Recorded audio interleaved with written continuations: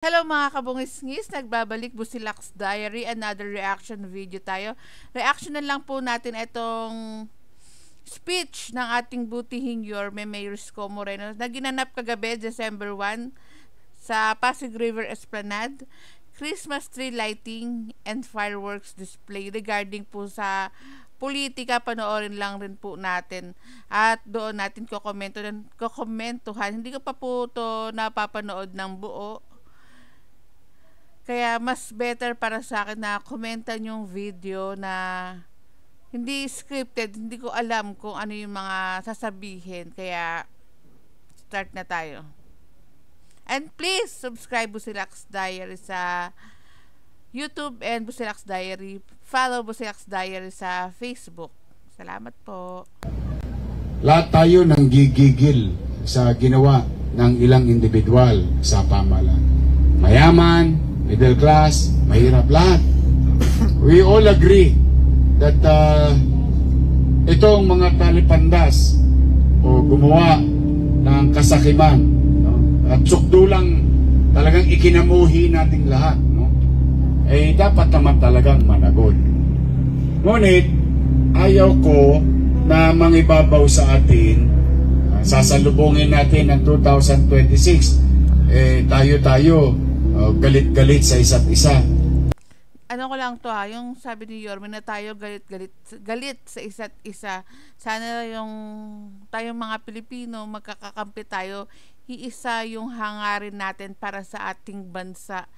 Hindi yung porque ayaw mo dito sa isang politiko, sisiraan mo na ng sisiraan dahil hindi mo gusto ito. Sana magkaisa tayong mga Pilipino na alam naman natin, sorry, pero talagang ano talaga yung nakawan sa ngayon. Hindi na lang ako magpipinpoint pero talagang ano yung nakawan ever since naman talaga. Dahil lang sa pagkakahiwa-hiwalay ng kulay ng politika. No. Yang pagkakahiwa-hiwalay yan, politiko lang o makikinabang dyan. Agree. Politiko lang rin po talaga ang makikinabang dyan. Kaya nga sana yung mga Pilipino magkaisa. At kung sa rally naman, sana peaceful rally. Hindi yung katulad nung nangyari nung nakaraang buwan. Mga ilang buwan na talagang may mga nanggulo talaga, nanira, nangwasak.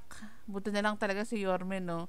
Bilis kilos talagang. Nung winasak nila, sinira nila yung sa Maynila, binandalismo nila, pinunturahan agad-agad ni Yorme nung natapos yung rally at pinanagot yung mga may sala po nung panggugulo dun sa rally nung nakaraan, mga ilang buwan na nakakaraan.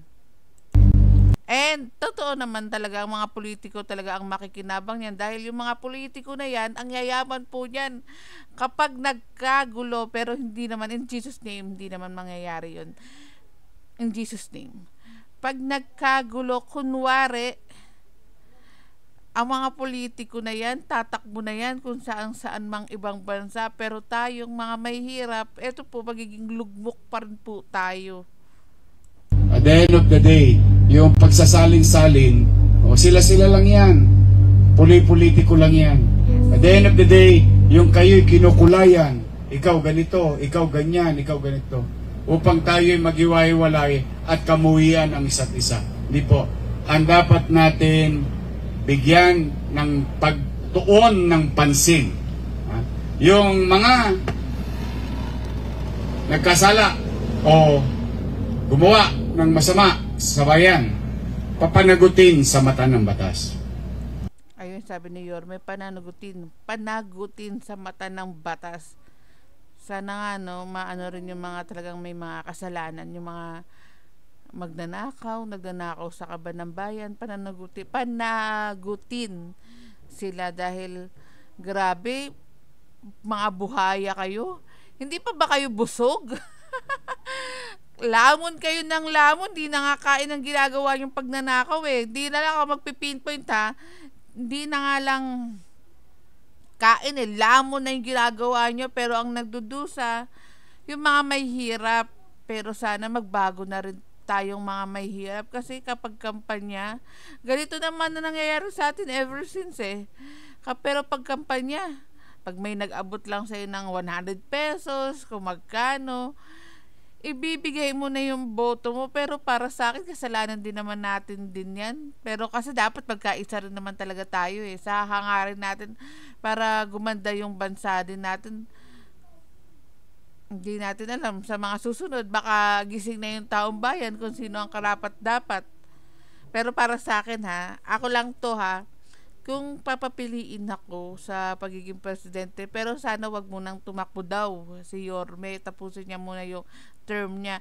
Pero para sa akin, kapag hiningi na, then walang karapat dapat na tumakbo, talagang para sa akin si Mayor Isko Moreno ang pinaka the best. Is the best public servant. Sama natin sa pagiging vice si what I heard lang, magaling daw si Mayor Vico Soto. Syempre hindi pa ako nakakausap o nakikita si Mayor Vico, kaya wala talaga akong idea. Based on what I heard lang naman yun na magaling daw si Mayor Vico Soto. Pero kay Mayor Isko Moreno, laging una yung kapakanan ng tao. Imaginein mo nung nakaraan, kwentuhan lang muna tayo bago natin ipanoorin to. Nung nakaraan, proud na proud at manghang-mangha si President Ferdinand Bongbong Marcos kay Yorme. Sabi nga sana yung mga LGU or mga LGU gayahin yung ginawang pabahay ni Mayor Isko Moreno sa San Lazaro Residences. Grabe yung pabahay na yun. Napakaganda. Imaginein mo, mayroon pang swimming pool. Hindi lang naman San Lazaro Residences ang mga pinaganda na pinatayong bahay ni Yorme. Basta community, etc. Napakarami at magiging marami pa po sa mga susunod na araw na ma-vlog po natin, ma-future din natin sa vlog pag natapos po yan. Pero yung San Lazaro Residences, imagine mo ha, may security ka na, may swimming pool ka na, swimming pool pa, tapos yung hospital, yung center, napakalapit lang rin po, then yung may PhilHealth, lahat na nandun na sa San Lazaro Residences. Grabe, the best talaga si Yorme. Kung nakaya niya dito sa Maynila na ayusin, kayang-kaya niya sa Pilipinas. For me lang naman na, kasi sobrang proud talaga akong ipagmalaki si Yorme sa lahat. Ang nakikita nung iba, dahil sa, siguro nakikita nung iba na hindi naman nakakasama ni Mayor Isko si President Ferdinand Bongbong Marcos. Eto na siya. Hindi natin alam kasi ang politika, pag lang yung kampanya, pero kapag tapos na, respect naman po. Kasi ang pinaglilingkuran ni Mayor Isko, taong bayan, meron ngang vlogger tayong nakomenta nung nakaraan, binabas si Mayor Isko kasi hindi niya kapanalig hindi niya gusto yung nakasama ni Mayor Isko Taka yung vlogger na yun nga pala, bobo pala yun yung vlogger na yun. Porque hindi niya nakita nakasama ni Yorme yung kapanalig niya, ibabash niya na si Yorme at mumurahin niya na sa bobong tulad niya. Hay, taong bayan po ang dapat pinaglilingkuran pagtapos ng kampanya, hindi kung sino mang mga politiko.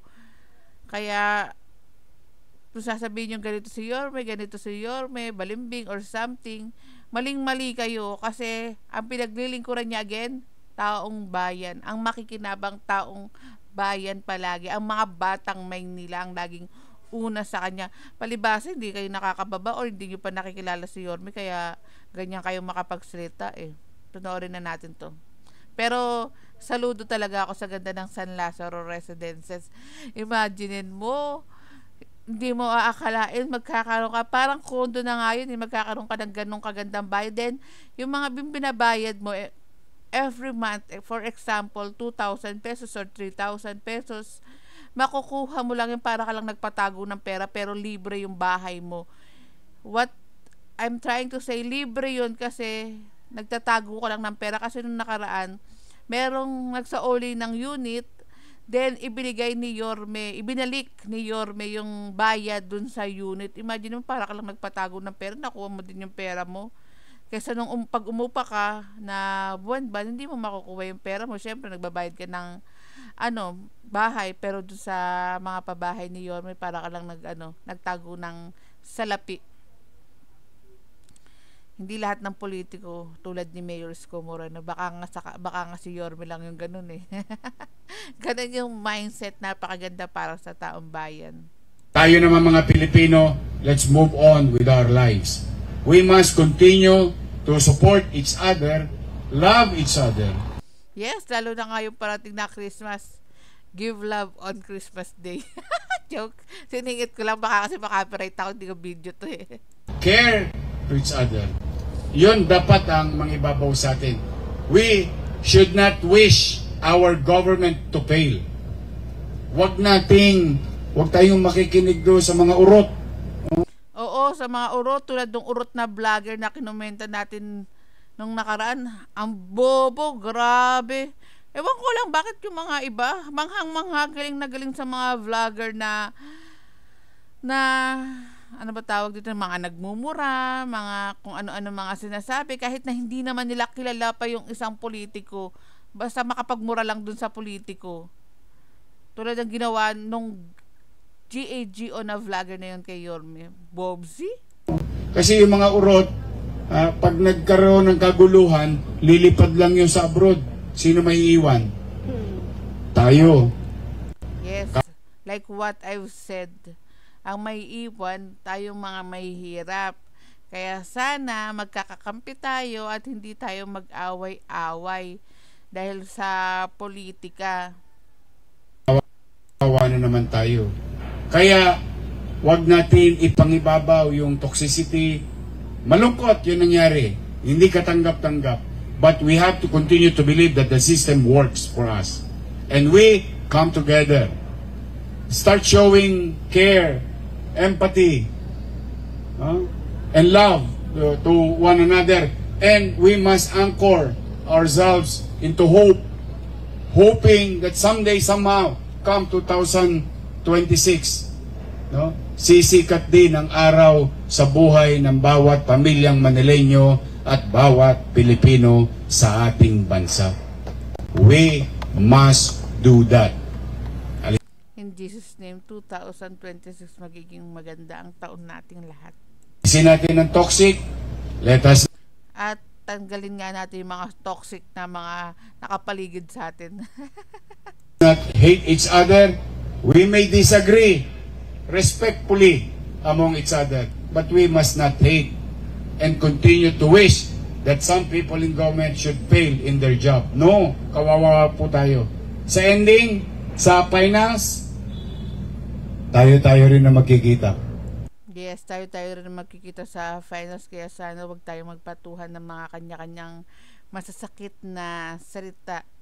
Dahil kapag yan, tapos nyan, nakapagbaka, kunwari lang naman to, nakapaglaban ka, nakapaglaban ka sa kahit nakapaglaban ka, tulad sa mga rally o nakapagsalitaan ka, yung mga sinusuportahan naman natin, tatakbo lang naman yan kapag may tatakbo sa ibang bansa yan kapag may nangyari hindi maganda eh. Pero tayo nandito pa rin, tapos magkakagalit pa, kaya sana let's love. Kaya po sana mangibabaw sa atin ang pag-uunawaan, pagkakaisa at pagmamahalan ngayong Paskong ito at sa mga darating pang araw ng buhay natin. Let's refrain from uncertainty or toxicity.